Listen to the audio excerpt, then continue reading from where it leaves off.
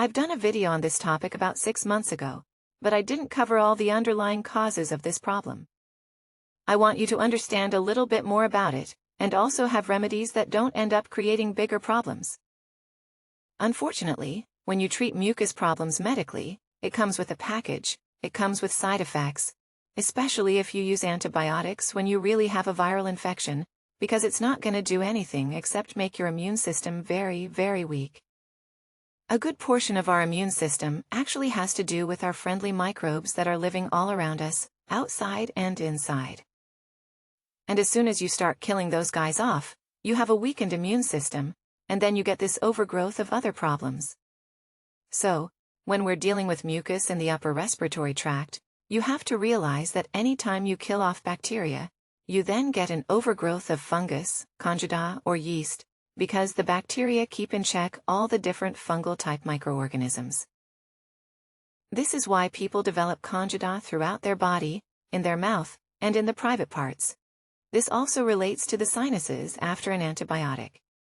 Here you are dealing with a bacterial infection, and now you're dealing with a fungal infection, right? Then you take stronger medications, and you get this resistance to this treatment. And now you have an even stronger microbe. So it puts you in a really bad place. An ideal solution is one that doesn't give you a bigger problem after you're done trying to solve it. Alright, so let's just dive right in and talk about all the potential causes, starting with the one that I talked about in the other video, GD. Okay, GD is a situation where you have some really severe acid reflux because the valve on the top of the stomach is not closing. So acid kind of goes up into the esophagus. It can go all the way up into the throat and irritate the structures of the throat, creating this inflammation and mucus. A lot of people have that problem and don't really connect the dots, okay? And of course, if they do connect the dots, they're put on an acid or some drug that shuts down the acid, which usually just keeps the problem there longer because the actual underlying cause of GD usually is a deficiency of acid. You don't have enough acid, or the acid is not strong enough. So any treatment wise to weaken that or make this worse or alkalize your stomach tends to cause you to go from bad to worse.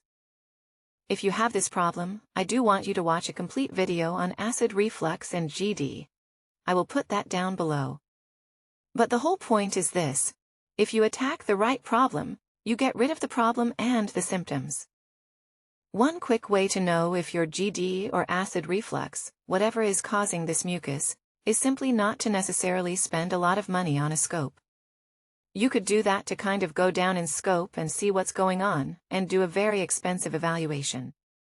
But what about just taking a very inexpensive remedy like apple cider vinegar, 2 tablespoons in some water, and you just start drinking that a few times a day before meals, and see if your symptoms go away. Then you pretty much know that was it. You can also take something called betaine hydrochloride, which is another good remedy. It's an acidic fire.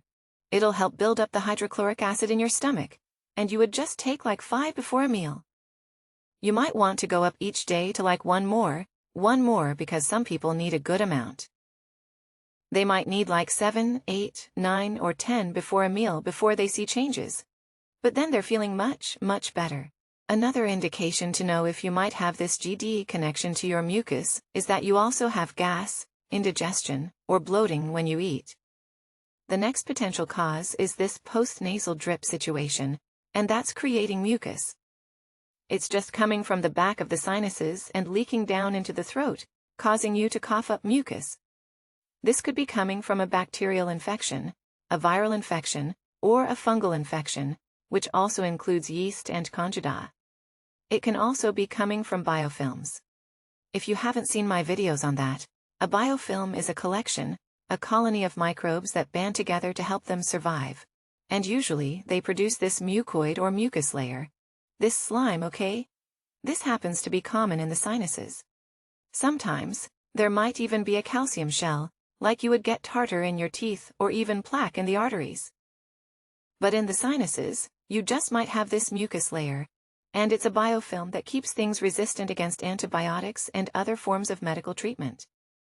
Yeah, it keeps this constant irritation in your sinuses where your sinuses are always stuffy. You can't sleep at night because you're snoring, and you've got this mucus in the back of your throat. A lot of times, if you have more of a fungal, yeast or candida issue, or biofilms, it's just all in your lungs. You have this problem, and usually it gets triggered by taking an antibiotic.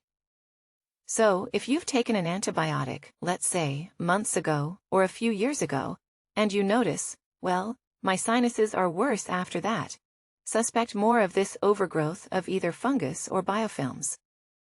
Normally, we have biofilms in the sinuses, in the mouth, and in our bodies.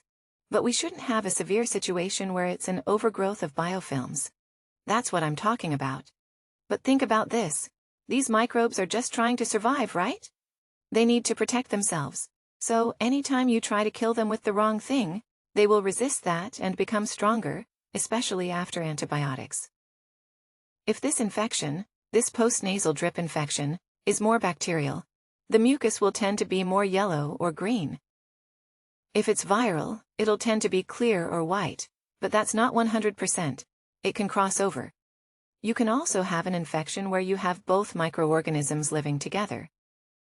So there are a couple of solutions that you can do for this postnasal drip, depending on if it's a mild or a major problem.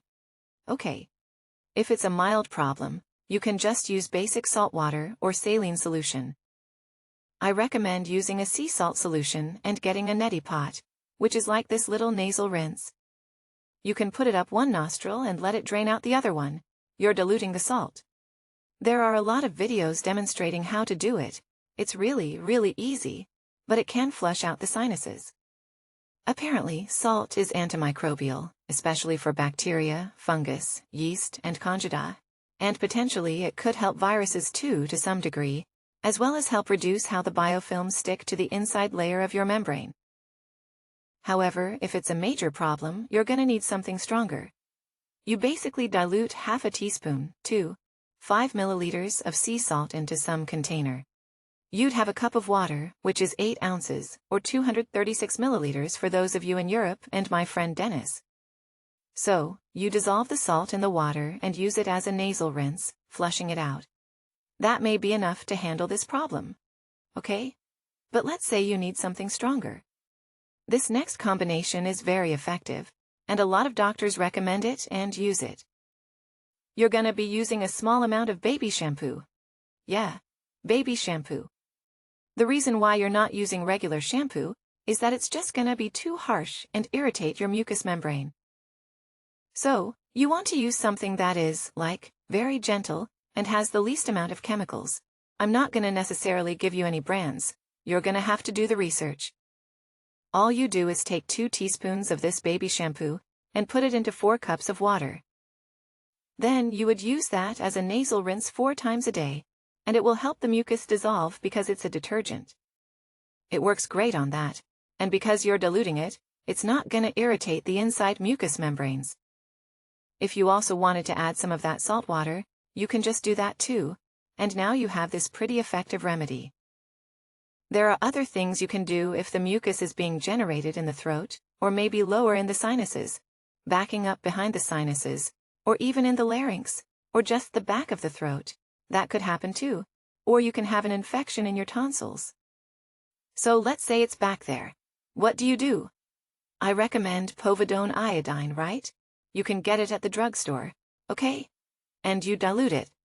You want to get the one that says 10% on the bottle. That's really 1% absorption, okay? You want to dilute it by 50% with water. So you just take basically half an ounce of this povidone iodine, and mix it with another half ounce of water, okay? What you do is take a Q-tip, dip it into the solution, and rub it around on the inside of each nostril. Iodine is a very potent antimicrobial, and it's gonna be diluted enough where it's not gonna irritate your mucous membranes. But now we add the iodine, that's the icing on the cake, and that actually will directly kill off things in your sinuses. Then what you do is gargle with the rest to get this material in the back of the throat. Gargle it for like 30 seconds and then spit it out, okay? You do that twice a day with a 12-hour time frame between when you gargle it. Now we expose the back of the throat to this povidone iodine, which is a very powerful antimicrobial. That way we can topically put something to start to break up this mucus. Now, of course, if this problem is an allergy environmentally, the best thing to do is to avoid certain parts of your environment and do fasting. Prolonged fasting improves the immune system and can even help get rid of allergies. So, that's one thing. As far as food allergies, the most common food allergy involves dairy. I would just simply cut out dairy, and you're gonna find many times that mucus will go away. Now, one more point about the mucus and where it's generated. Okay. So, if it's in the sinuses or if it's in the throat or it's coming from the stomach coming up, that's the most important thing to figure out. That's the whole point of this video, to really isolate and dig down where the problem is coming from. Okay. Now, I'm gonna give you another thing to do that I didn't practice, but seems to work well. I've done a video on this relating to sore throats, but you can apply this to this problem too. If the problem is stemming from the back of your throat, what you can do is a kind of pressure point, acupressure point thing, where you're pressing on the back of your neck. Now, you can't press in the back of your neck. You have to have someone do it for you. I did a video on it, and you basically have someone take their 2 fingers right here and press in the vertebra in the back part. Then you isolate where that irritation is, or where that mucus is coming from. It could be like right here, could be lower, it could be somewhere through here. Then you draw a circle around to the back part of your neck. If you think this is weird, I understand, but it really works. You have to try it, okay? Once you isolate the exact opposite point in the back of your neck, have someone press into that point. The way that you know that you found the right point, because sometimes it's hard, is that it'll be very, very sore. So, have the person kind of go up a little bit higher in the neck, or a little bit lower until they find the exact point where it's really tender. Then, have them apply that pressure for a period of 2 minutes. Now, the fingers might get tired.